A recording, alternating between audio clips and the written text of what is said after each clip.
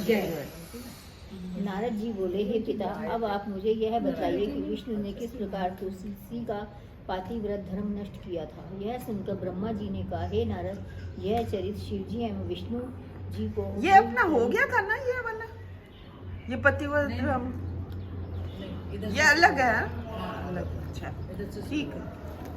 यह चरित्र शिव जी एवं विष्णु जी की भक्ति को अधिक बढ़ाता है, इसलिए तुम इसको मन लगाकर सुनो। विष्णु जी शंखचूड़ का वेश धारकर तुलसी के घर गए तथा उसके द्वार पर पहुंचकर अपनी विजय के बाजे बजवा दिए। यह देखकर तुलसी अत्यंत प्रसन्न हुई तथा उसने बहुत सा धन भिक्षुकों एवं ब्राह्मणों को दान में दिया।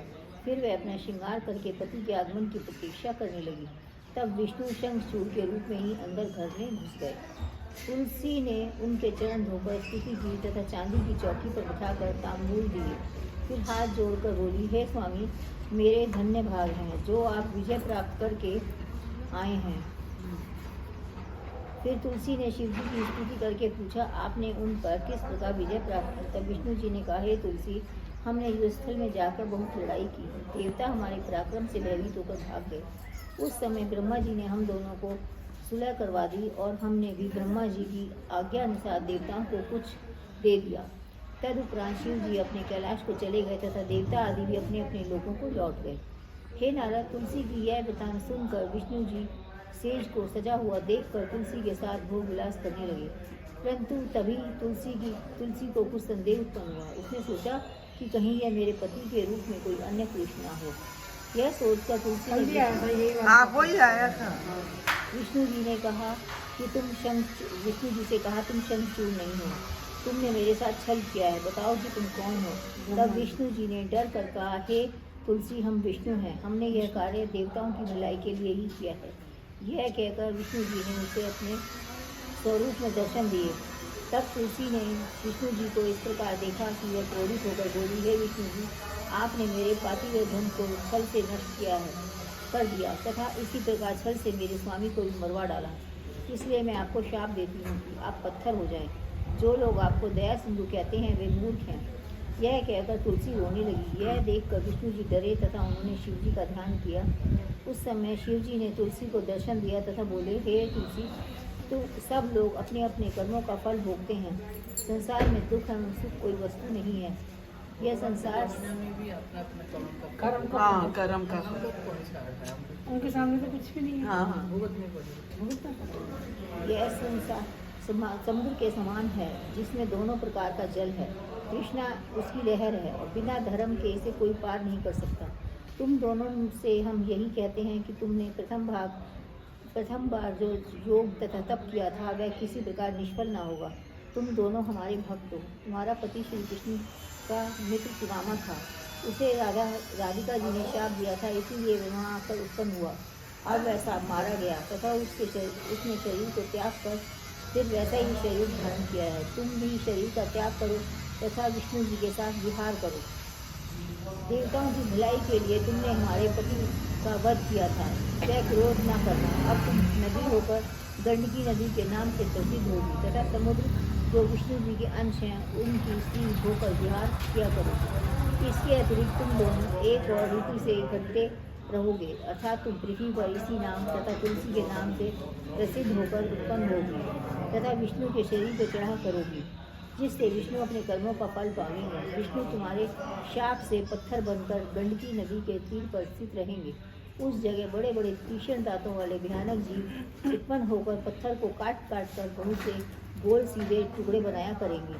वे टुकड़े शालिग्राम के नाम से प्रसिद्ध होंगे तथा जो टूटे फूटे टुकड़े होंगे केवल पत्थर कहलाएंगे।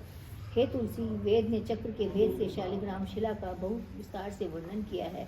तुम्हारी भेंट उस शालिग्राम शिला के साथ सदैव हुआ करेगी, जो पुण्य को बढ़ाने वाला तथा पापों को नष्ट करने वाली समझी जाएगी। तुम शंखचूड़ की स्त्री हो तथा तुमने बहुत समय तक उससे विहार किया है, इसलिए तुम्हारा संयोग शंख के साथ भी हुआ करेगा।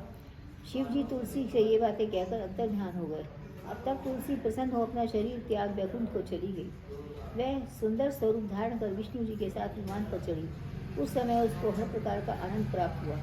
तुलसी के प्रथम शरीर से गंडकी नदी उत्पन्न होकर ऐसी तेज गति हुई कि कोई मनुष्य उसके जल को देखता या स्पर्श करता तो उसके सब पाप नष्ट हो जाते हैं। उसके तट पर विष्णु जी पर्वत के आकार में स्थित हुए, जिनके दर्शन मात्र से ही समस्त पाप नष्ट हो जाते हैं। वहाँ बड़े बड़े कठोर दांतों वाले कीड़े इकट्ठे होकर शिलाओं में बड़े बड़े छेद किया करते हैं। उनसे जो टुकड़े होकर गंडकी नदी में गिरा करते हैं वह शालिग्राम की मूर्तियाँ हैं, जो अत्यंत पवित्रता दूर करने वाली हैं। उनमें से जो चक्र सहित हो वे पूजने योग्य है। उनके लक्ष्मी नारायण आदि अनेक प्रकार हैं। जो टुकड़े नदी से बाहर मिलते हैं वे पिंगलादि नामों से प्रसिद्ध हैं तथा गृहस्थ के पूजने योग्य नहीं हैं। जो मनुष्य चारों वर्णों के बाहर हैं वे उन्हें पूजने के योग्य हैं। ये मूर्तियाँ दो प्रकार की हैं, एक तो आनंद देती हैं तथा दूसरी दुख प्रदान करने वाली है। यह शालिग्राम शिला शूद्र वर्ण के पूजने योग्य नहीं है। शालिग्राम शिला की बहुत बड़ी बड़ाई है, जैसी कि नर्मदा के पत्थरों की महिमा है। शालिग्राम तथा नर्मदा की मूर्तियाँ स्वयं विष्णु जी एवं शिव जी के स्वरूप हैं। हे नारद, शालिग्राम शिला को तुलसी पत्र अत्यंत प्रिय है। कदाचित यदि तुलसी पत्र से अलग शालिग्राम की मूर्ति रखी जाए तो बहुत ही दुख प्राप्त होता है एवं स्त्री का वियोग होता है। इसी प्रकार शालिग्राम को शंख का वियोग भी अत्यंत दुखदायी है। जब तुलसी शंख शालिग्राम एकत्रित करे तो एक ही स्थान पर रखें तो दोनों लोगों का सुख प्राप्त होता है। हे नारद, विष्णु जी की यह कथा मुक्ति प्रदान करने वाली है। इसको सुनने अथवा सुनाने से आनंद मिलता है। शंखचूड़ वध तथा शिव जी का चरित्र संपूर्ण मनोरथों को पूर्ण करने वाला है। इस कथा में विष्णु जी का यश भी कहा गया है, इसीलिए और भी आनंददायक है। यह भक्तों को अधीन करने वाली है। शिव जी भक्तों के अधीन रहकर ऐसी अद्भुत लीला किया करते हैं। बोलो महाशिव पुराण की जय। 40वां अध्याय। नारद जी बोले, हे पिता, अब मेरी अभिलाषा शिव जी द्वारा अंधकासुर के वध की कथा सुनाने की है। आप कृपा करके जिस प्रकार शिव जी ने अंधकासुर का वध किया उसका वर्णन कीजिए। यह सुनकर ब्रह्मा जी बोले, हे नारद, जब विष्णु जी ने नृसिंह अवतार वराह अवतार लेकर दीति के पुत्रों को मारा तब दीति ने बड़ा विलाप किया तथा कश्यप की शरण में जाकर उनकी सेवा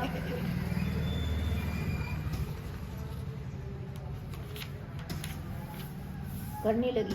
वह अपने पति कश्यप को प्रसन्न करने के लिए सब श्रृंगार छोड़ ब्रह्मचर्य धारण करके रहने लगी।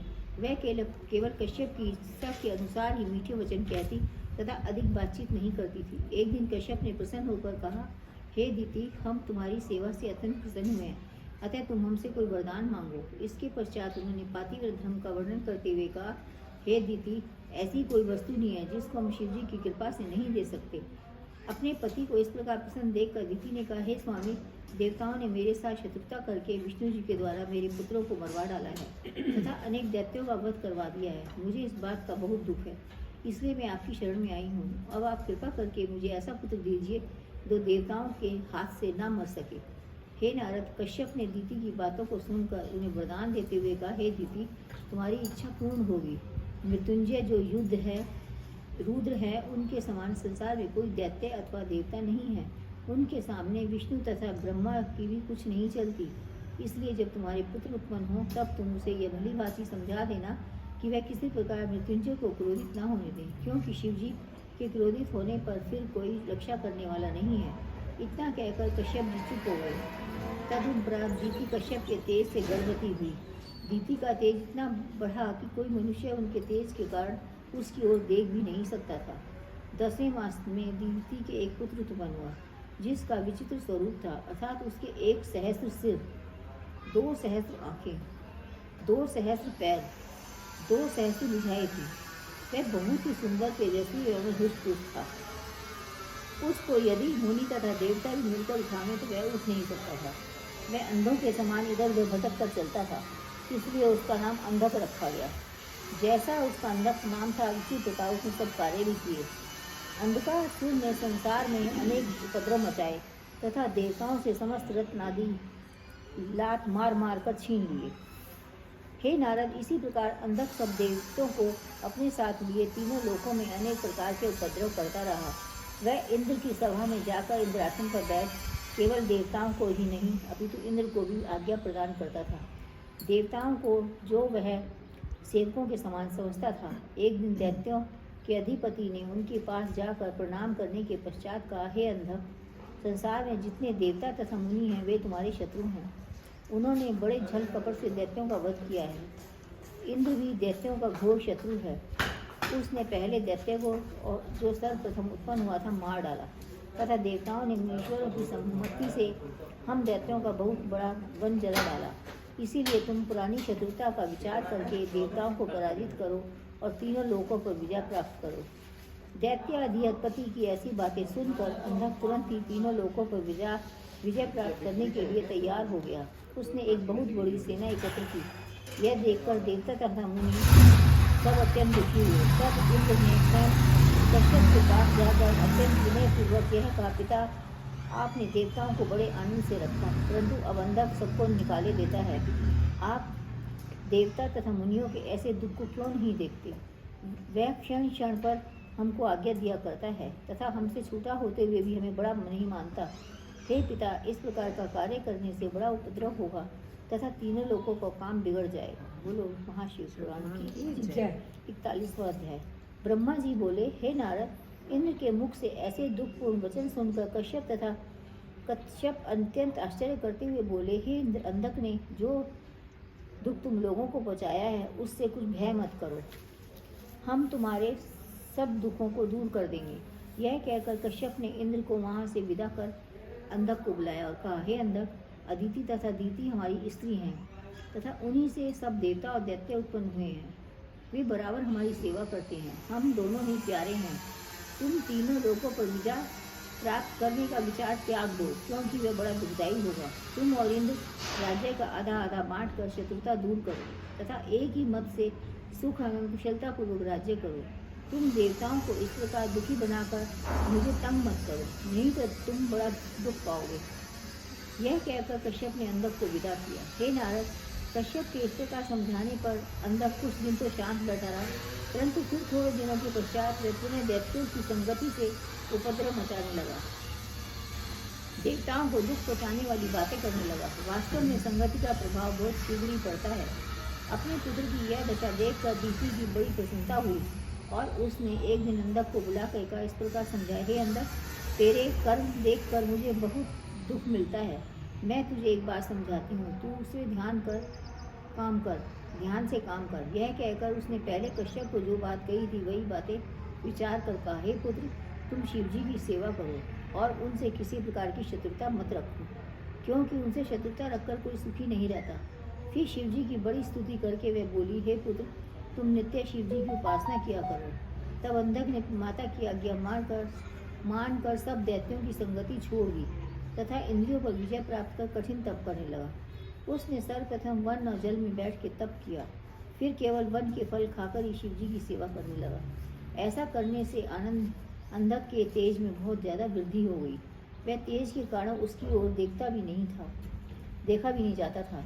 ऐसा कठिन तप करते हुए देखकर सब देवता भयभीत होकर मेरी शरण में आए। तब मैं उन सब को साथ लेकर विष्णु जी के पास गया। विष्णु जी सब हाल सुनकर हम सबको साथ लिए हुए शिव जी के पास जा पहुँचे। वहाँ हम सब ने उनकी पवित्र स्तुति की। बोलो महाशिव पुराण की 42वां अध्याय। ब्रह्मा जी बोले, हे नारद, शिव जी की स्तुति करने के उपरांत सब देवता शांत खड़े रहे। तब शिव जी बोले, हे विष्णु, ब्रह्मा तथा समस्त देवताओं, तुम लोगों की जो इच्छा हो वे हमसे कहो, हम सबको वरदान देने के लिए तैयार हैं। यह सुनकर देवताओं ने कहा, हे शिव जी, हम लोग अंधक के कठोर तप से अत्यंत भयभीत हैं, इसलिए आप जाकर अंधक को वरदान दें जिससे हमारे दुख दूर हों। यद्यपि वे आपसे वरदान पाने के पश्चात देवताओं का पूर्ण रूप से शत्रु हो जाएगा। हम सबकी इच्छा है कि इस समय कृपा करके आप अंधक के कठिन तप की अग्नि को शीघ्र ही शांत करें। तब उपरांत हमारे लिए विषक के समान होकर हमारी चिकित्सा कीजिएगा। यह सुनकर शिवजी अंधक को वरदान देने के लिए चल दिए। वे अपने वाहन गिरजा तथा गणों के साथ वहाँ पहुँचे और बोले, हे अंधक, हम तुमसे बहुत प्रसन्न हैं, तुम हमसे वर मांगो। तब अंधक ने प्रणाम एवं स्तुति करते हुए कहा, हे प्रभु, मैं आपसे केवल यही वरदान मांगता हूँ कि अपने पिता के वरदान के अनुसार मैं आपके अतिरिक्त किसी के हाथ से ना मारा जाऊँ। आप कोई ऐसा उपाय कीजिए जिससे मेरे पिता का वचन सत्य हो। यह सुनकर शिव जी बोले, अच्छा, हम तुमको यही वरदान देते हैं, परंतु यदि तुम तीनों लोगों के राजा होकर अपना धर्म त्याग कर कुकर्मी हो जाओ हो जाओगे तो हम निस्संदेह तुम पर बड़ा क्रोध करेंगे, जिससे तुम्हारे सब पुण्य नष्ट हो जाएंगे। ऐसी दशा में भी हम तुम पर दया करेंगे, जिससे तुम्हारा श्रम निष्फल न जाएगा। शिव जी की इस प्रकार अंधक को वरदान देकर वहाँ से अंतर्ध्यान हो गए। तब अंधक ने प्रसन्नतापूर्वक अपने घर जाकर माता पिता को वर प्राप्त करने का हाल कह सुनाया।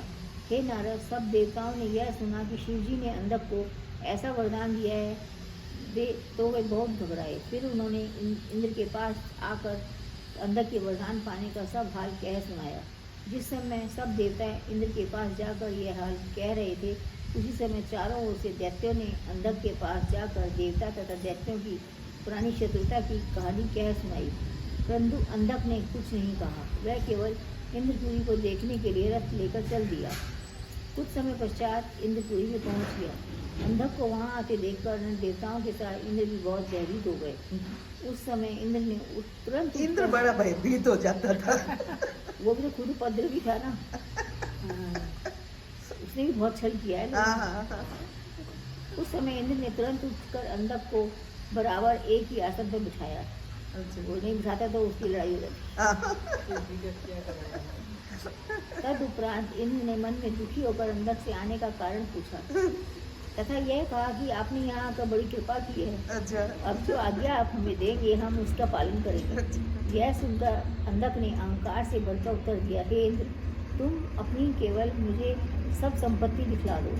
मुझे किसी वस्तु को लेने की आवश्यकता नहीं है। तुम्हारे पास जो ऐरावत हाथी तथा उच्चैश्रवा घोड़ा और उत्तम आदि रत्न जितने हैं एवं उर्वशी सराय थी ना आदि महास्वरूपति स्त्रियां हैं, उन सबको मुझे दिखा दो। अच्छा। मैं उनको देखने मात्र से ही प्रसन्न हो जाऊंगा। अच्छा। तब इंद्र ने निरुपाय होकर अपनी समस्त संपत्ति उसे दिखा दी। इंद्र की संपत्ति को देख अंधक ने आश्चर्यचकित हो इंद्र के आसन पर बैठ गया। उस समय अंधक ने आज्ञा दी कि नृत्य आरंभ किया जाए।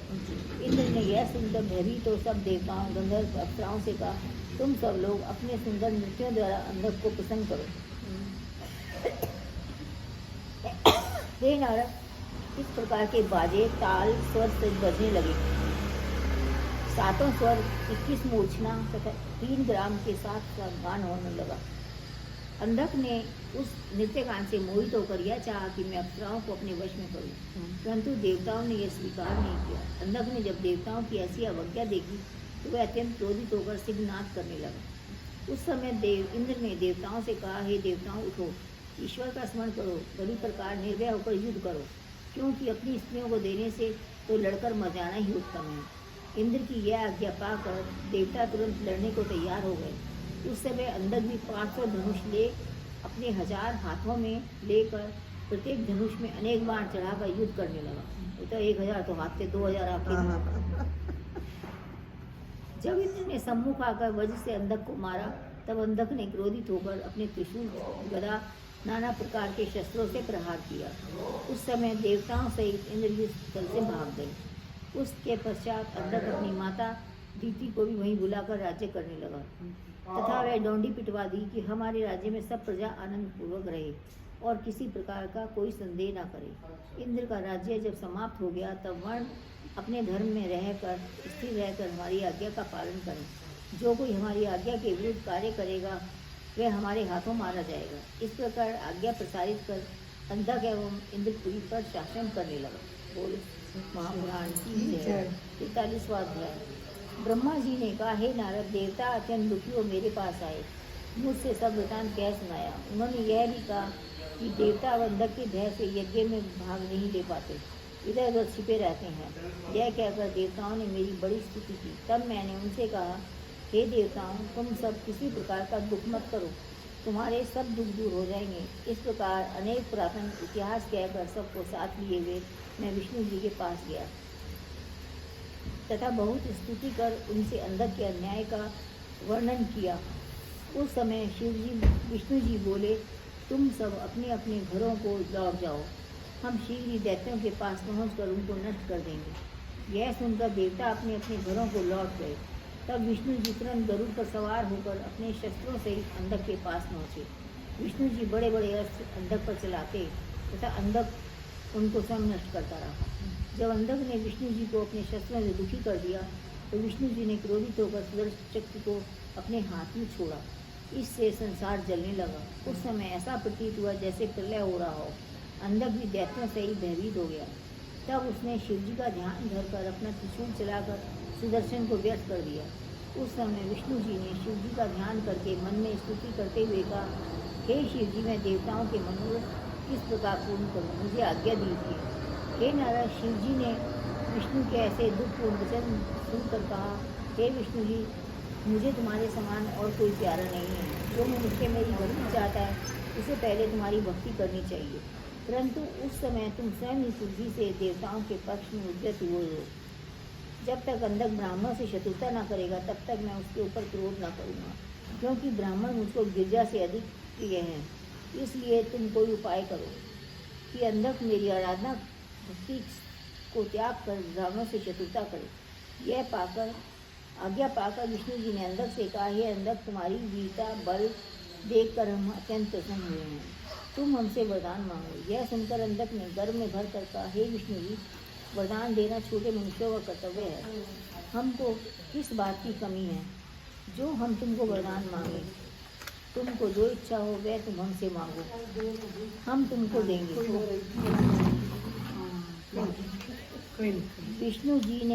विष्णु जी के ऐसे गर्वपूर्ण वचन सुनकर प्रसन्नता से कहा, हे अंधक, हम तुम्हारे यह वरदान तो मांगते हैं कि तुम शिव जी की भक्ति छोड़कर स्वयं शिव बनकर विहार करो। अंधक ने यह सुनकर शिव विष्णु की माया में भूल कर ऐसा ही कहा कि ऐसा ही होगा। इसके पश्चात विष्णु जी तथा अंधक अपने अपने स्थान को चल दिए। तब अंधक ने स्वयं अपने को शिव ठहरा कर तीनों लोगों को वश में कर लिया, जिससे सबको दुख पहुंचा। उसने ब्राह्मणों के मान को भी स्थिर न रखा तथा स्वयं अपने को परब्रह्म सिद्ध करने लगा। दैत्यों की यह सब रीतियाँ उसने चलाई। बोलो शिव महापुराण। 44वां अध्याय। ब्रह्मा जी बोले, हे नारद, उस समय देवताओं की दशा अत्यंत खराब थी। वे सब दैत्यों के भय से इधर उधर भागे फिरते थे। जब देवताओं तथा ब्राह्मण बहुत दुखी होकर शाप देने लगे तब अंधक का तेज क्षीण हो गया। एक दिन सब देवताओं ने एकत्रित होकर कहा, अब तो अंधक हमको कोई धर्म नहीं करने देता, न हम विष्णु जी का न शिव जी का ही पूजन कर पाते हैं। इस सब प्रकार का दुख हम लोगों को है, भला वह किससे मारा जा सकता है। यह सुनकर बृहस्पति ने कहा, हे देवताओं, अंधक शिव जी के अतिरिक्त संसार भर से अवध्य है, मतलब शिव जी मारेंगे उसे। जब शिव जी ने प्रसन्न होकर उसको वर दिया था उस समय भी यही कहा था कि जब तुम पाप करने लगोगे तब हम ऐसा क्रोध करेंगे जिससे तुम्हारा तेज घट जाएगा। शिव जी ने सर्वप्रथम ब्राह्मणों को दुख देने का निषेध किया था। सो हे देवताओं, अब वह समय आ गया है, हम सब चलकर शिव जी की सेवा करें, वे हमारे समस्त दुखों को दूर करेंगे।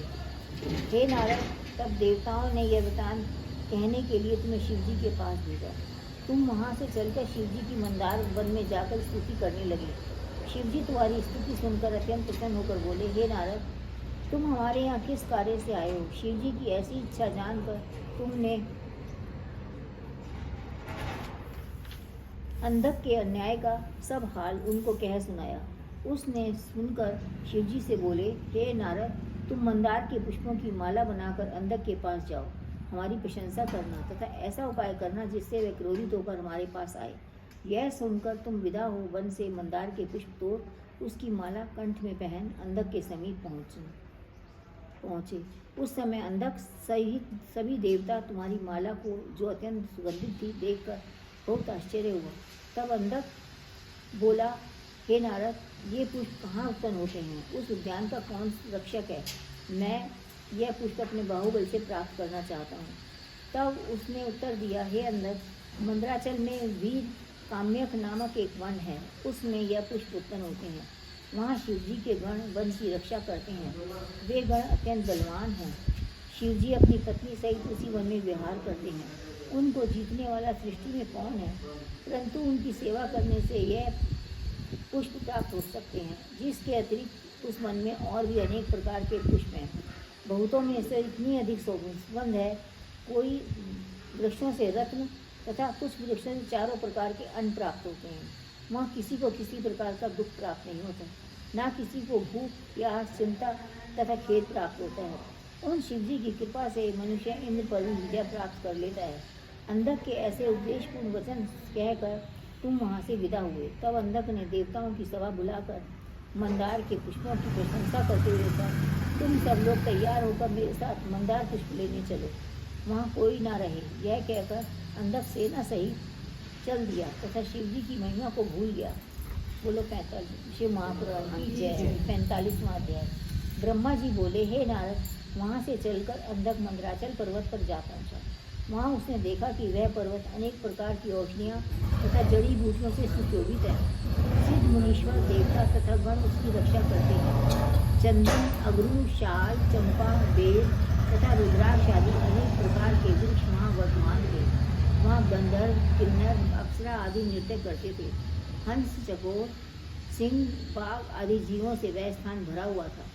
उस आनंददायक स्थान पर जब अंधक ने देवताओं को देखा तो बड़े क्रोध से कहा, हे मंदराचल, तुम मुझको भली भांति जानते हो। मैं अपने समान संसार में किसी को नहीं समझता तथा मुझे कोई भी नहीं मार सकता। सारा संसार मेरे वश में है। तुम भी मेरी प्रजा और मेरे अधीन हो। तुम मेरी आज्ञा को सुनो। आज से मैं तुम्हारे निकट इस वन को अपने विहार तथा भोग विलास के लिए नियत करता हूँ। यदि तुम मेरे आज्ञा का पालन न करोगे तो तुम्हें बहुत दुख उठाना पड़ेगा। हे नारद, इसी प्रकार अंधक ने चारों प्रकार की राजनीति के वचन कहे, परंतु शिव जी का वह मंदराचल पर्वत बिल्कुल भयभीत न हुआ और वहाँ से उस समय अंतर्ध्यान हो गया। अंधक ने मंदराचल को इस प्रकार अंतर्ध्यान होते हुए देखकर क्रोध से कहा, आज मैं तुझे अपने क्रोध से भस्म किए देता हूँ। यह कहकर उसने पर्वत को जड़ से उखाड़कर मिट्टी के समान पीस डाला, उसे बहुत योजन की दूरी पर फेंक दिया। उस समय वन में रहने वाले सब प्राणी थरथर काँपने लगे। तब वह पर्वत उठते बैठते काँपते भागते हुए शिव जी के समीप जा पहुँचा। हे नारद, शिव जी इस समय गिरजा के पास थे। गिरजा ने जब पर्वत को काँपते हुए देखा तो यह कहा, तू आज इस प्रकार क्यों काँप रहा है तथा पृथ्वी, आकाश और पाताल भी क्यों काँप रहे हैं? भला आज किसने इतना क्रोध किया है? तब शिव जी ने कहा, हे गिरजे, तुम नहीं जानती यह उपद्रव किसने मचाया है। देखें आज कौन यमलोक को जाता है। यह कहकर शिव जी ने पर्वत को प्रसन्न किया। इसके पश्चात उन्होंने अपनी कृपा से पर्वत के टुकड़ों को टूट टूट कर इधर उधर गिरे पड़े थे दैत्यों की सेना पर गिराना प्रारंभ कर दिया। यह देखकर दैत्यों में हलचल मच गई। उस समय अंधक क्रोधित होकर कहने लगा, हे पर्वत, मुझको नहीं जानता, मैं पर ब्रह्म हूँ। तुम मुझसे ऐसा छल क्यों करता है? प्रकट होकर क्यों नहीं लड़ता? अंधक के यह सब सुनकर शिव जी ने बड़ा क्रोध किया। इतने में मैं स्वयं इंद्र तथा अन्य देवता आदि शिव जी की स्तुति करते हुए उनके पास पहुँचे। हे नारद, शिव जी की यह स्तुति ऐसी है जिसको सुनने तथा सुनाने में दोनों लोकों में मुक्ति मिलती है। बोलो शिव महापुराण की जय। 46वां अध्याय।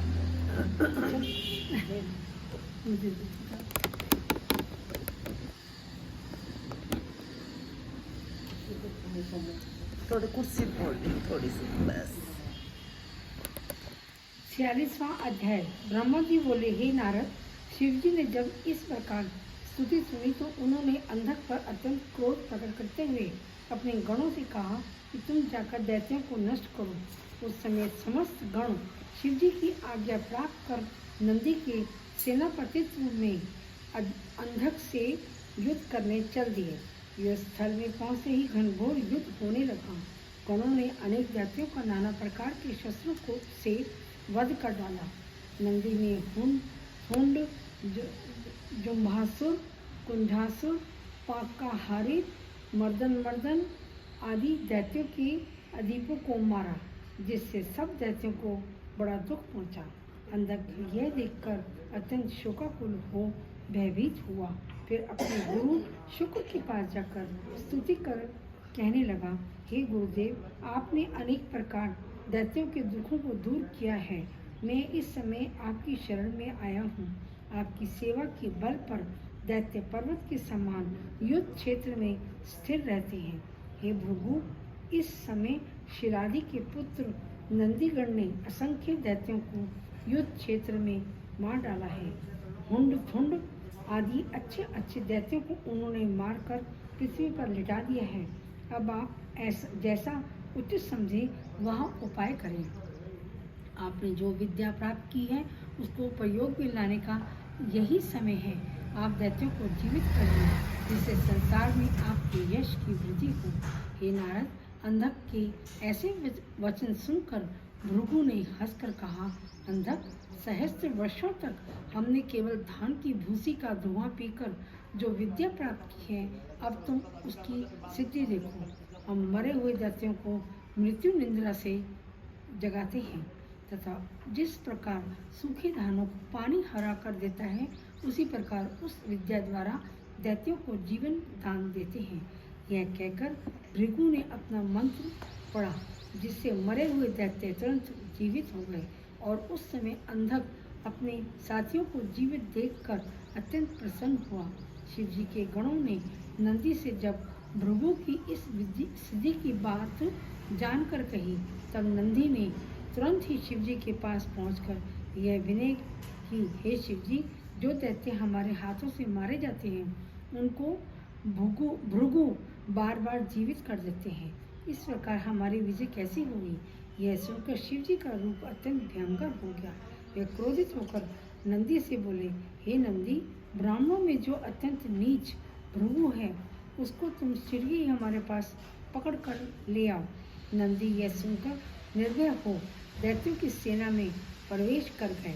उन्होंने देखा कि भृगु की रक्षा अनेक दैत्य कर रहे हैं, फिर भी नंदी ने सबको मोहित कर भृगु को पकड़ लिया तथा उन्हें घसीटते हुए ले चले। यद्यपि भृगु ने शस्त्र चलाकर नंदी से मुक्ति प्राप्त करने का बहुत प्रयत्न किया, परंतु नंदी ने अपने शरीर से अग्नि उत्पन्न कर सभी शस्त्रों को जला दिया और शिव जी के पास उन्हें पकड़ कर ले गए।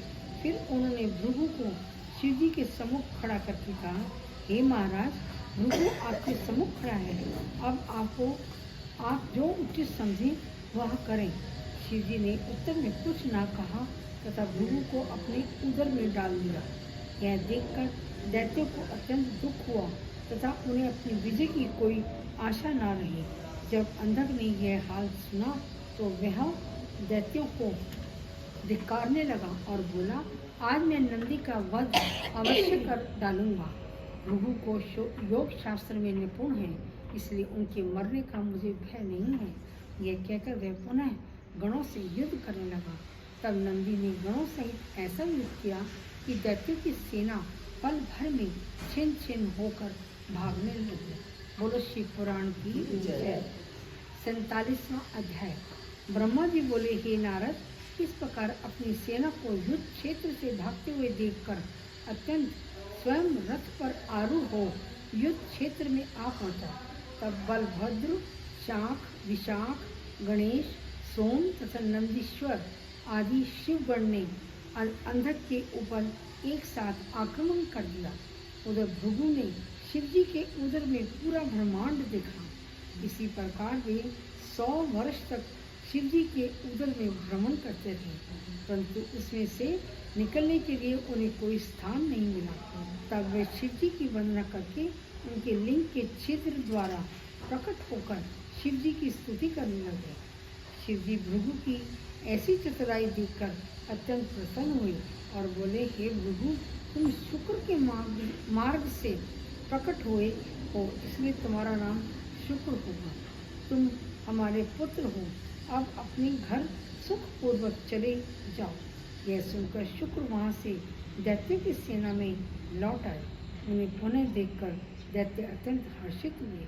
तब अत्यंत अंधक सावधानी के साथ शुक्र की रक्षा का पूरा प्रबंध करके किसी सुरक्षित स्थान पर उन्हें बैठाकर स्वयं युद्ध करने लगे। उसने अपने भीष्म प्रहारों से गणों को दुखी कर दिया, यहाँ तक कि सभी गण युद्ध स्थल से भागकर शिव जी के पास जा पहुँचे तथा लज्जापूर्वक बोले, हे शिव जी, हमको दैत्यों की सेना मार डालती है, हम अत्यंत दुखी हैं।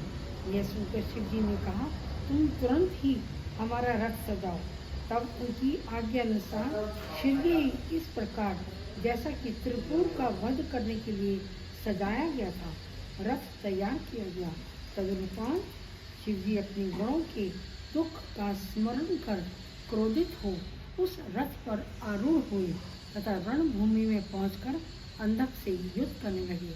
अंधक जो भी बाण एवं शस्त्र चलाता था, उनको शिवजी अपने तीक्ष्ण बाणों द्वारा तथा अन्य उत्तम शास्त्रों से काट देते थे तथा शिवजी को शस्त्र छोड़ते थे।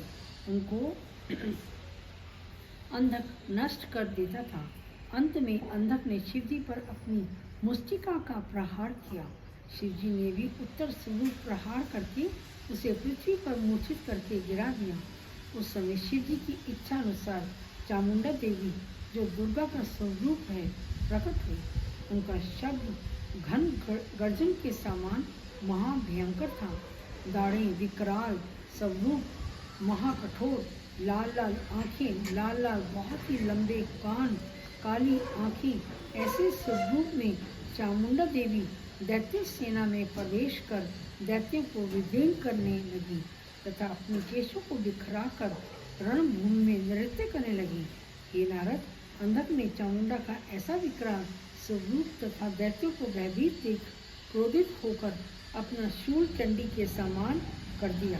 उस समय शिवजी ने अंधक की ऐसी ठिठाई देखकर बड़ा क्रोध किया तथा अपने त्रिशूल से अंधक को छेद दिया, जिससे रक्त की नदी बह निकली।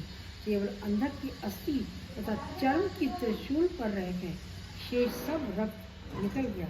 वह कमल के समान त्रिशूल पर रह गया। उस समय शिवजी ने सब शत्रुता भुलाकर अंधक को उत्तम बुद्धि प्रदान की, जिससे वह सतोगुण धारण कर दैत्य भाव से छूट गया तथा शिवजी की स्तुति करने लगा। बोलो शिव पुराण की जय। 48वां अध्याय।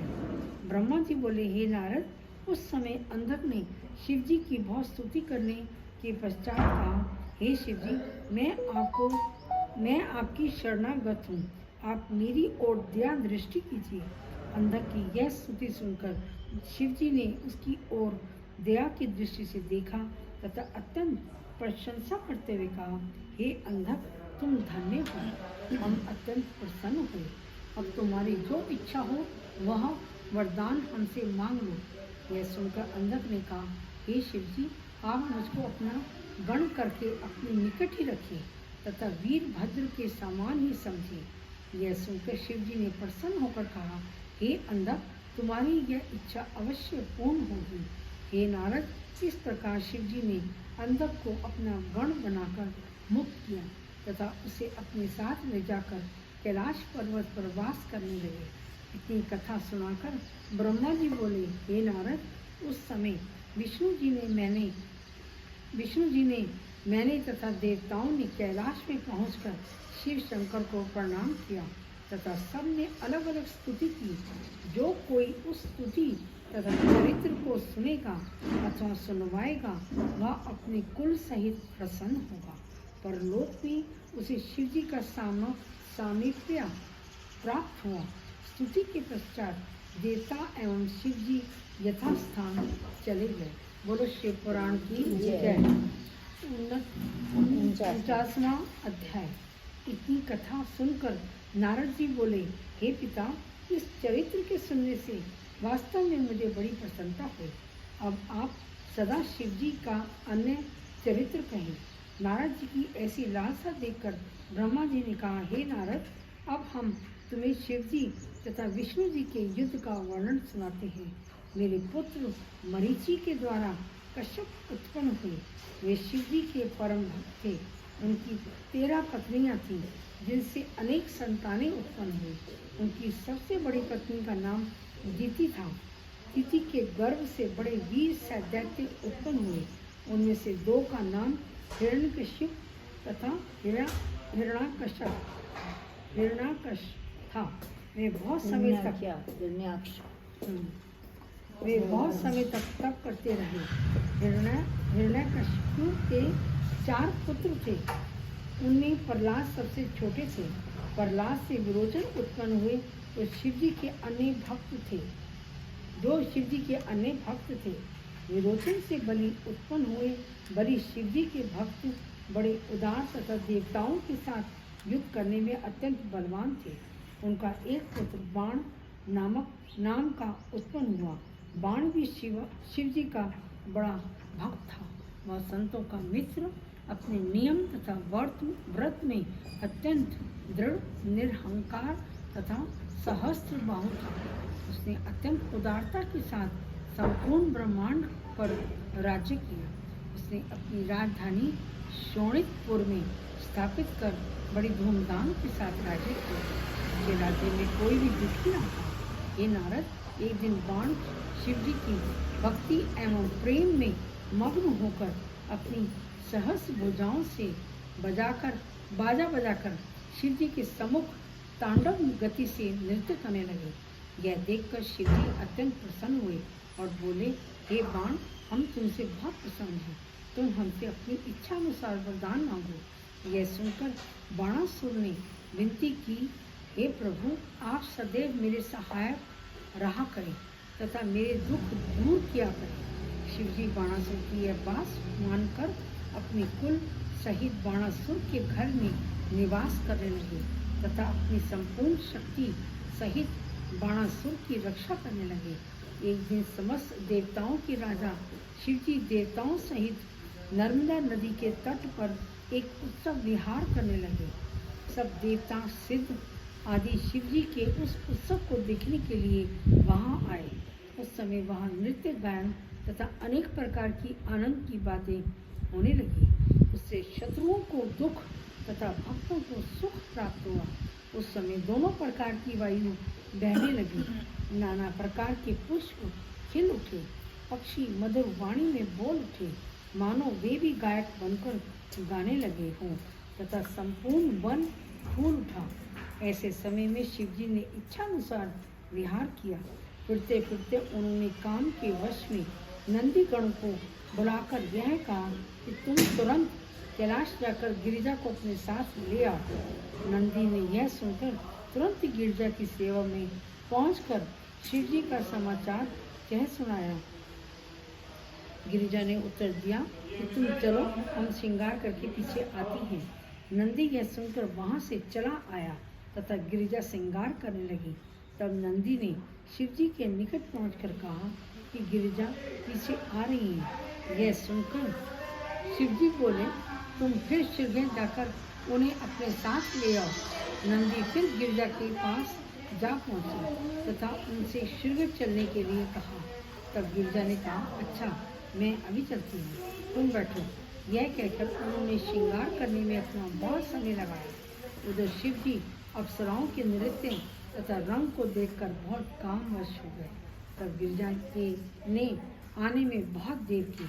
तब सभा की स्त्रियों ने यह निश्चित किया कि हम सब स्त्रियां अपना अपना और ही प्रकार का पवित्र रूप धारण करें। यह निश्चय कर सब स्त्रियां अपना अपना अन्य स्वरूप धारण करने लगी।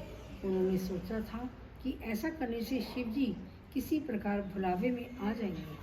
अतः नंदी ने उर्वशी का रूप, सुकेशी ने लक्ष्मी का स्वरूप, घृताची ने काली का स्वरूप, विश्वाची ने चंडी का स्वरूप, प्रेम गोत्रा ने सावित्री का रूप, मैना ने गायत्री का रूप, पद्मावती ने विजय स्थला का रूप तथा जया ने सहजन्य का स्वरूप धारण किया।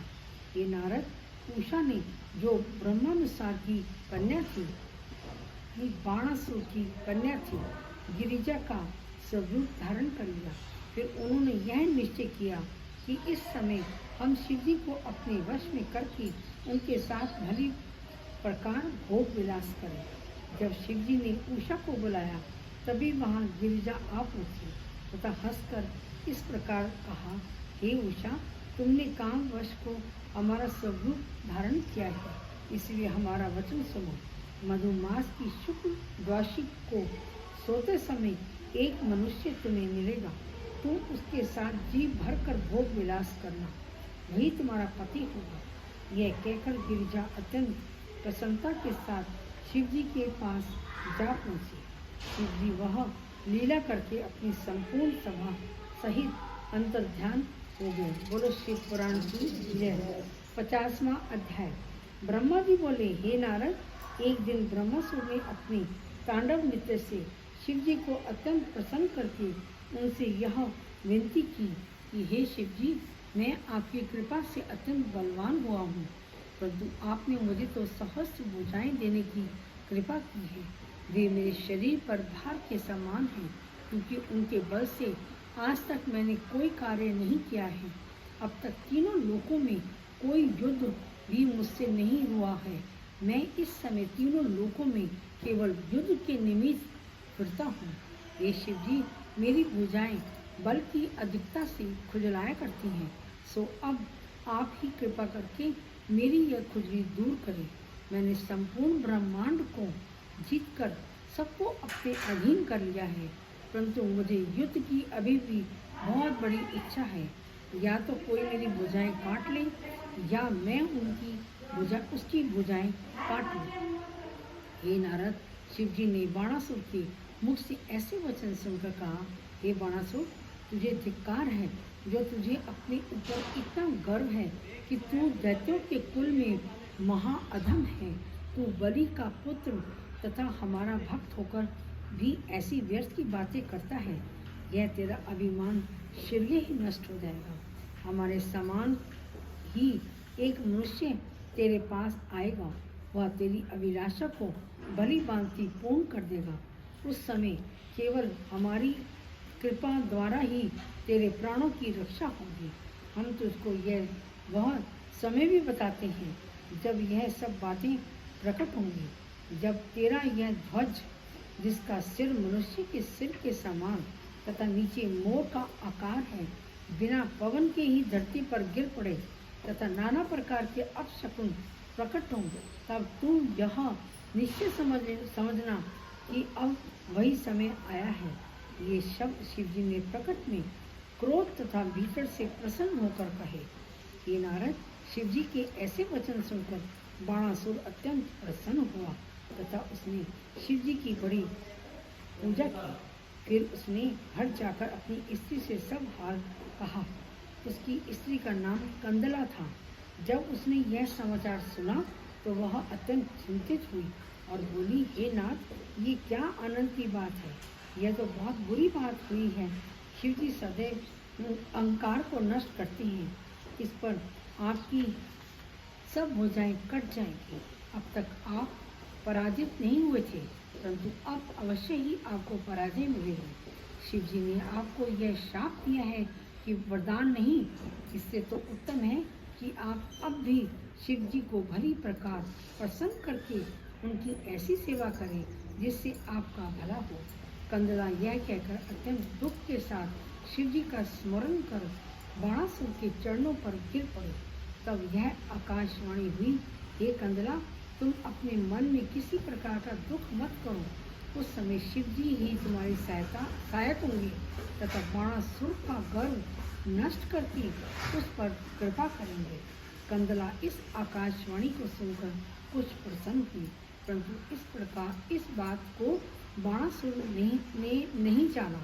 तदुपरांत वह घर से निकलकर बाहर आया और अपने सभासदों को एकत्र कर युद्ध की सलाह करने लगा। बोलो शिव पुराण की जय।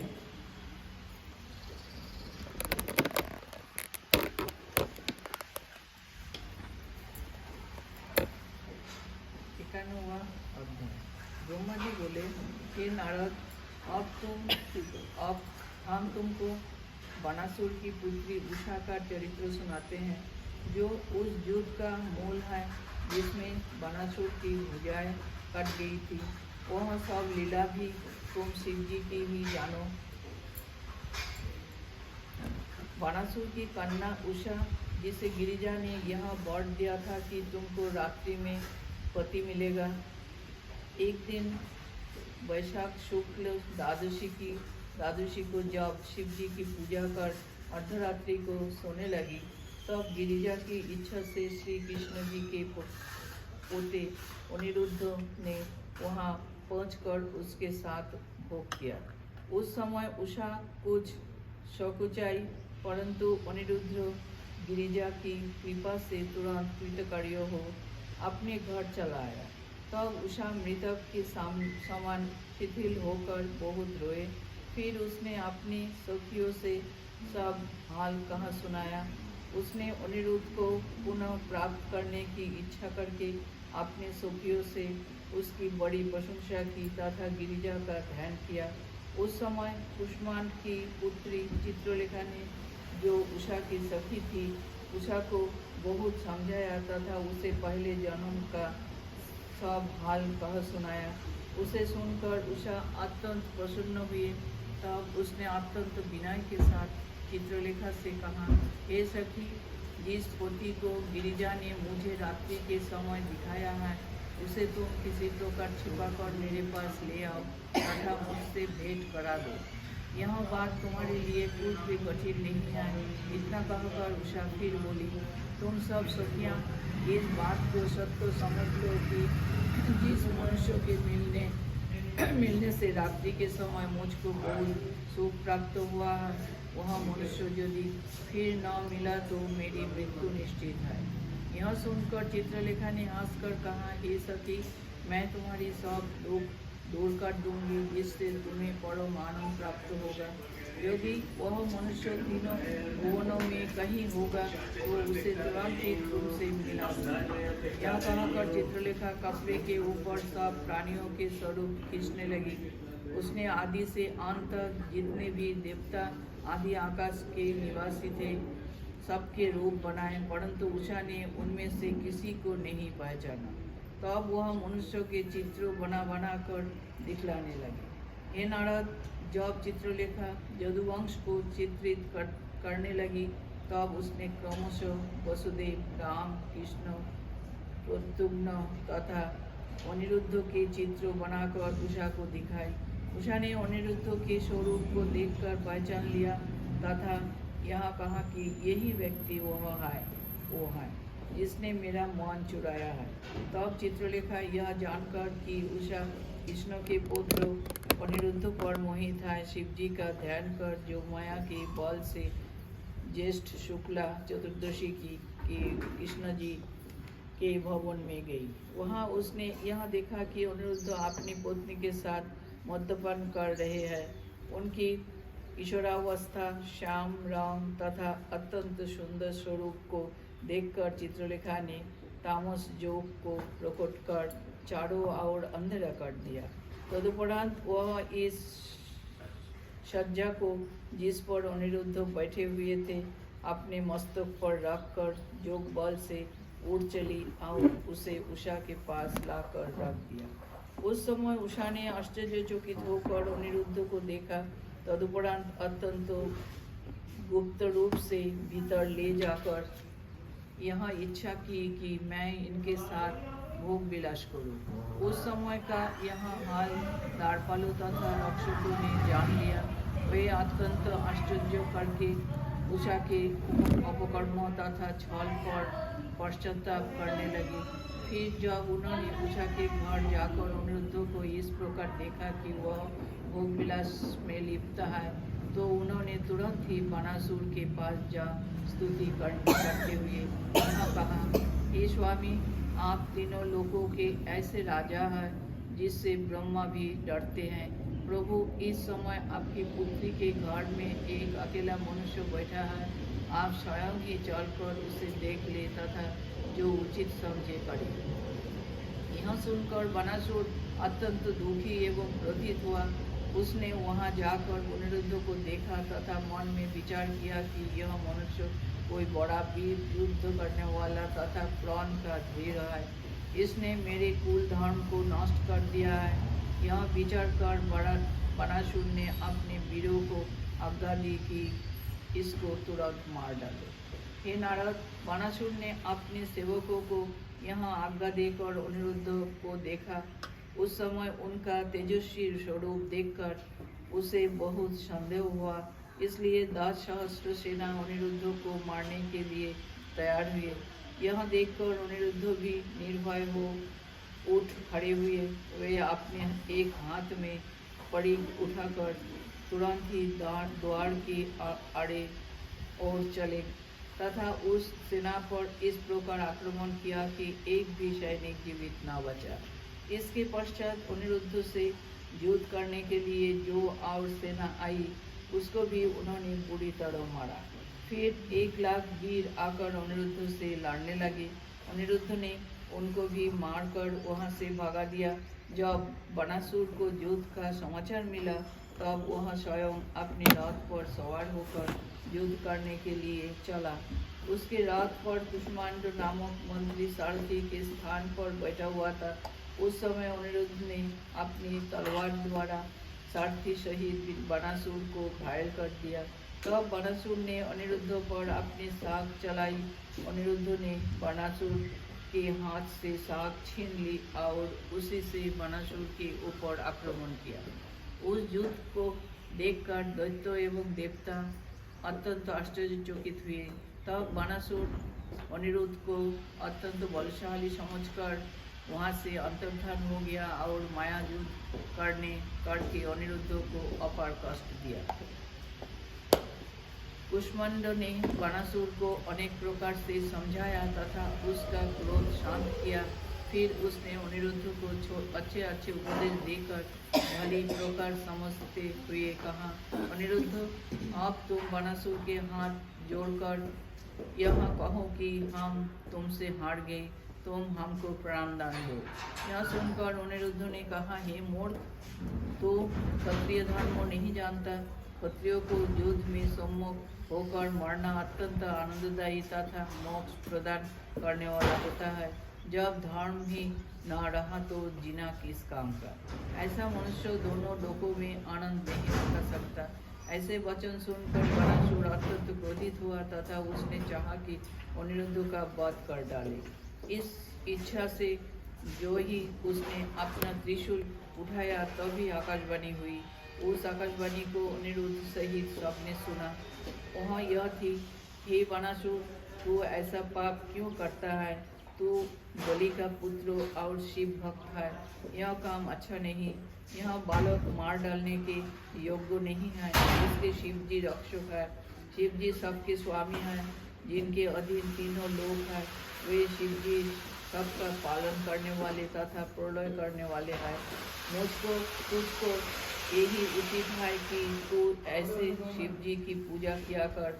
जब शिव जी तेरे ऊपर कृपा करेंगे उस समय तेरा गर्भ नष्ट हो जाएगा। हे नारद, उस आकाशवाणी को सुनकर बनासुर उस स्थान से उठकर अपने घर चला गया। तब अनिरुद्ध ने भी देवी का स्मरण किया तथा मन में बड़ी स्तुति की, जिससे श्री महाकाली जी अत्यंत प्रसन्न हुए। तब महाकाली गिरिजा का ही एक रूप है। उन्होंने अनिरुद्ध को आनंद दिया तथा स्वयं अंतर्धान हो गई। तब अनिरुद्ध फिर उषा के पास चले गए। श्री शिव पुराण 12वां अध्याय। ब्रह्मा जी ने कहा, हे नारद, जिस समय चित्रलेखा अनिरुद्ध को लेकर आकाश को चली थी, उस समय अनिरुद्ध की पत्नी जोर जोर से रोने लगी थी। उसके रुदन को सुनकर तथा अनिरुद्ध को न देखकर कृष्ण बलराम सहित समस्त यदुवंशियों को अत्यंत चिंता हुई। उन सब ने अनिरुद्ध को चारों ओर ढूंढा, परंतु किसी भी प्रकार पता न चला। इसी प्रकार 4 महीने व्यतीत हो गए और कोई यह न जान सका कि अनिरुद्ध को कौन ले गया है। हे नारद, तब भगवान सदाशिव की आज्ञा पाकर एक दिन तुम श्री कृष्ण जी के पास पहुँचे और उन्हें आदि से अंत तक का संपूर्ण वृत्तांत कहा सुनाया। उस समय गरुड़ जी श्री कृष्ण जी की सहायता के निमित्त उनके पास जा पहुँचे। शनितपुर पहुंचकर श्री कृष्ण जी ने अपनी सेना द्वारा नगर को चारों ओर से घेर लिया और यह देखकर बनासुर युद्ध करने की इच्छा से श्री कृष्ण के सामने आया तथा उसके संरक्षक भगवान रुद्र भी युद्ध क्षेत्र में आ पहुँचे। हे नारद, उस समय दोनों सेनाओं में घोर युद्ध होने लगा। रुद्र ने श्री कृष्णचंद्र जी के साथ युद्ध ठाना। वीरभद्र प्रद्युम्न के साथ लड़ने लगे तथा कुंभकर्ण और कुष्मांड बलराम जी के साथ युद्ध करने लगे। बनासुर के पुत्रों के शाम का सामना किया तथा शिव जी के वाहन नंदीश्वर गरुड़ के साथ युद्ध करने लगे। इस प्रकार सभी योद्धा अपना अपना जोर देखकर एक दूसरे से भिड़ गए। स्वयं बाणासुर अपने हाथ में साग लेकर श्री कृष्ण जी की सेना से युद्ध करने लगा। उस महायुद्ध को देखने के लिए मैं तथा अन्य सब देवता युद्ध क्षेत्रों में जा पहुँचे। शिव जी के गणों ने यदुवंशियों के साथ युद्ध छेड़ रखा था। इस प्रकार उस युद्ध में एक और तो श्री कृष्णचंद्र जी थे और दूसरी और भगवान सदाशिव जी थे। उस युद्ध का वर्णन किस प्रकार किया जाए। कोई भी योद्धा अपने स्थान से तनिक भी विचलित नहीं होता था। जिस समय श्री कृष्ण जी और बलराम जी ने अपने शस्त्र वर्षा द्वारा दैत्यों तथा शिवगणों का मुंह फेर दिया, उस समय शिव जी ने भी अत्यंत क्रोध होकर अपनी घोर गर्जना द्वारा यदुवंशियों की सेना को भयभीत कर दिया, जिसके कारण वे लोग भी युद्ध क्षेत्र से भागने लगे। तब श्री कृष्णचंद्र जी ने बहुत क्रोध करके शिव जी के ऊपर अपने पैने बाणों का प्रहार किया, परंतु शिव जी ने उन सब बाणों को पल भर में ही काट डाला। तब श्री कृष्ण जी ने क्रोध होकर शिव जी के ऊपर ब्रह्मास्त्रों का प्रयोग किया। उस ब्रह्मास्त्रों को भी शिव जी ने अपने ब्रह्मास्त्र से निष्फल कर दिया। इस प्रकार श्री कृष्ण जी ने शिव जी के ऊपर जितने भी अस्त्र शस्त्र चलाए वे सब निष्फल हो गए। यह देखकर श्री कृष्णचंद्र जी ने कोप में भरकर शिव जी के ऊपर शीतजड़ का प्रयोग किया, जिसके कारण शिव जी की सेना के सभी योद्धा थर-थर कांपने लगे। तब शिव जी ने पीतम्बर को छोड़ा, जिसने पीतम्बर को निष्फल कर दिया और वह शिव जी की स्तुति करता हुआ उनकी शरण में जा पहुंचा। उस समय शिव जी ने दोनों जोड़ों को यह आज्ञा दी कि तुम दोनों हमारे भक्तों को कभी न सताना। हम तुम्हें आज से अपना सेवक बनाए लेते हैं। अब तुम प्रसन्न होकर अपने घर को जाओ। यह सुनकर पीतम्बर तथा पीतम्बर अपने अपने स्थान को चले गए। हे नारद, शिव जी के इस चरित्र को देखकर श्री कृष्ण जी को बहुत दुख हुआ। वीरभद्र ने प्रद्युम्न के ऊपर उस शक्ति का प्रयोग किया जिसके द्वारा तारक का संहार किया था।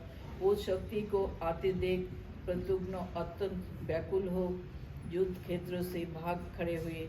इसी प्रकार बलभद्र आदि संपूर्ण यदुवंशी योद्धा भी क्षेत्र को छोड़कर भाग गए। यह देखकर गरुड़ ने अपने पंखों को फैलाकर उपद्रव मचाना आरंभ किया। तब नंदीश्वर ने अपने सिंगों द्वारा गरुड़ के पंखों को छेद दिया और उन्हें उलझा लिया। उस समय गरुड़ बड़ी कठिनता से नंदी के पंजे से निकालकर भाग खड़े हुए। जब श्री कृष्णचंद्र जी ने अपनी सेना की यह दुर्दशा देखी तो उन्हें अत्यंत चिंता हुई। उस समय उन्होंने अपने सारथी दारुक से यह कहा, हे दारुक, देखो यह कैसा आश्चर्य है कि शिव जी ने बाणासुर को यह शाप दिया था कि कृष्णचंद्र जी तेरी भुजाओं को काटेंगे, और उसी शाप के कारण हम बाणासुर की भुजाएं काटने के लिए आ खड़े हुए हैं और शिव जी अपने वचन को मिथ्या सिद्ध कर रहे हैं। शिव जी के ऐसे व्यवहार से हमारी प्रतिष्ठा कम हो रही है। तुम हमारा रथ उनके समीप ले चलो, जिससे हम बाणासुर के शाप की बात स्मरण करा सके कि आप बाणासुर की सहायता करना बंद कर दें। हे नारद, श्री कृष्ण की यहाँ आज्ञा सुनकर दारुक रथ को शिव जी के पास ले पहुँचा। तब श्री कृष्ण जी ने शिव जी के चरणों में प्रणाम कर हाथ जोड़ स्तुति करते हुए यह कहा, हे प्रभु, आप ही की आज्ञानुसार मैं बाणासुर की भुजाएं काटने के लिए यहाँ आया था, क्योंकि आपने उसे यह शाप दिया था कि तेरी भुजाओं को कृष्णचंद्र काट डालेंगे। हे नाथ, आप बाणासुर की रक्षा करना छोड़ दीजिए, जिससे युद्ध में मुझे विजय प्राप्त हो और आपका वचन सत्य सिद्ध हो। श्री कृष्ण जी के मुख से यह वचन सुनकर शिव जी बोले, हे कृष्ण, आप सबसे बड़े, सबसे श्रेष्ठ तथा हमारे भक्त हैं। आप साक्षात विष्णु के अवतार हैं। इस समय आप जो कुछ कह रहे हो वह भी पूर्ण सत्य है, परंतु आप यह भी स्मरण रखें कि हम मुक्ति के अधीन रहते हैं। जब हम यहाँ रक्षक बनकर उपस्थित हैं, तब हमारे देखते हुए बनासुर की भुजाएं नहीं काट सकती। इसलिए हम आपको एक उपाय बताते हैं। उसके करने से आपको अवश्य ही सफलता प्राप्त होगी। वह उपाय यह है कि आप हमारे ऊपर जुम्भनास्त्रों का प्रयोग करें। उस अस्त्रों के लगने पर हम निद्रा के वशीभूत हो जाएंगे। उस समय आप अपनी मनोभिलाषा पूर्ण करेंगे और संसार में जस प्राप्त करेंगे। शिव जी की यह आज्ञा सुनकर श्री कृष्ण जी अपने स्थान पर लौट आए। तदुपरांत उन्होंने जुम्भ शास्त्रों का प्रयोग करके शिव जी को सुला दिया। बोलो शिव पुराण की जय। हो गया? हाँ, 1 घंटे से ऊपर हो गया, 5 मिनट हो गया। बोलो। और एक होता है ना, हो गया। हो गया? कर लो एक अध्याय कर लो। और क्या? तिरपन हुआ। हाँ? 3 मिनट है। नहीं ऐसे कुछ ना, 1 घंटा वो तो 1 घंटा 5 मिनट हो गया। हाँ। 53वां अध्याय। ब्रह्मा जी ने कहा, हे नारद, जब बाणासुर ने अपनी सेना के बल में कमी देखी तो वह अत्यंत क्रुद्ध हुआ और सिंहनाद करता हुआ श्री कृष्ण जी के सामने आकर घोर युद्ध करने लगा। श्री श्याम सुंदर ने अपने धनुष पर अनेक बाण चढ़ाकर बाणासुर के ऊपर चलाए, परंतु बाणासुर ने भी उनके सब बाणों को काटते हुए अपने बाणों द्वारा उन्हें चारों ओर से ढक दिया। जिस समय कुष्मांड ने अपने प्रहारों द्वारा यदुवंशी सेना को विचलित कर दिया, उस समय बलराम जी ने अपने हल मुसल द्वारा कुष्मांड के मस्तक को हिलाने की चेष्टा की। यहाँ देखकर कुष्मांड ने बलराम जी के हृदय पर अपने त्रिशूल का प्रहार किया और उन्हें मूर्छित करके पृथ्वी पर डाल दिया। हे नारद, गरुड़ जी भी रण क्षेत्रों में लड़ने लगे। इनके पंख प्रहारों से व्याकुल होकर दैत्यों की सेना युद्ध क्षेत्र से भागने लगी। यह देखकर बाणासुर ने अपने त्रिशूल द्वारा गरुड़ को मूर्छित करके पृथ्वी पर गिरा दिया। कुछ देर पश्चात जब गरुड़ की मूर्छा टूटी तो फिर वे युद्ध क्षेत्र से भाग गए। तदुपरांत बाणासुर एवं श्री कृष्ण जी में इस प्रकार का घोर युद्ध होने लगा कि संपूर्ण संसार में हाहाकार मच गया। उस युद्ध में दोनों ओर से इतने बाण चले कि उनसे संपूर्ण आकाश भर गया। हे नारद, तदुपरांत बाणासुर ने श्री कृष्ण जी के साथ घोर युद्ध आरंभ कर दिया। तब श्री कृष्णचंद्र जी ने अपना बाण वर्षा द्वारा बाणासुर के रथ के घोड़ों को मार गिराया। फिर उन्होंने एक बाण ऐसा छोड़ा कि उसके लगते ही बाणासुर घायल हो पृथ्वी पर गिर गया और मूर्छित हो गया। कुछ देर बाद जब उसे होश हुआ, तब वह त्रिशूल हाथ में लेकर श्री कृष्ण जी से फिर युद्ध करने लगा। उसने अपने त्रिशूल द्वारा श्री कृष्ण जी को बहुत कष्ट पहुंचाया। तब श्री कृष्ण जी ने अपने बाणों से उसके त्रिशूल एवं गदा को काट दिया तथा उसके अन्य शास्त्रों को भी बेकार कर दिया। यह देखकर बाणासुर ने श्री कृष्ण जी के धनुष को काट डाला।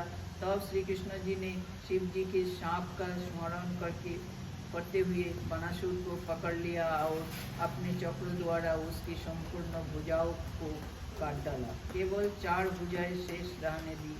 शिव जी की कृपा से बाणासुर को भुजाओं के काटने का दुख नहीं हुआ और उसके सभी घाव तुरंत भर गए। हे नारद, उस समय श्री कृष्ण जी का क्रोध इतना बड़ा कि उन्होंने बाणासुर के मस्तक को काट डालने की इच्छा प्रकट की। यहाँ जानते ही शिव जी जो एक और सोए पड़े थे, तुरंत जाग पड़े और श्री कृष्ण जी की और क्रोधपूर्वक देखते हुए इस प्रकार कहने लगे, हे कृष्ण, हमने जो आज्ञा दी थी उसे आप पूरी कर चुके। अब बाणासुर के मस्तक को मत काटे। आपको ज्ञात तो होगा कि तारक तथा रावण पर जब आपने यह चक्र चलाया था, उस समय यह निष्फल सिद्ध हुआ था, क्योंकि वे दोनों हमारे भक्त थे। इसलिए हमारे भक्त बाणासुर पर आप इतना क्रोध मत दिखाए और इसके साथ प्रेम संबंध स्थापित करके उषा सहित अनिरुद्ध को अपने घर ले जाए तथा हमारा स्मरण करते रहे। शिव जी की इस आज्ञा को श्री कृष्ण जी ने स्वीकार कर लिया। तब शिव जी ने बाणासुर तथा श्री कृष्ण जी में मित्रता स्थापित करा दी। तदुपरांत बाणासुर ने अनिरुद्ध के साथ उषा का विवाह करा दिया और श्री कृष्ण बलराम आदि सभी लोगों को दान मान से संतुष्ट किया। तब रीतियाँ संपूर्ण हो जाने पर श्री कृष्ण जी अनिरुद्ध और उषा को साथ ले बाणासुर से विदा हो अपने नगर में जा पहुँचे। बाणासुर भी शिव जी का गण बनकर दैत्य पद त्याग देवत्व पाया। बोलो शिव पुराण की जय।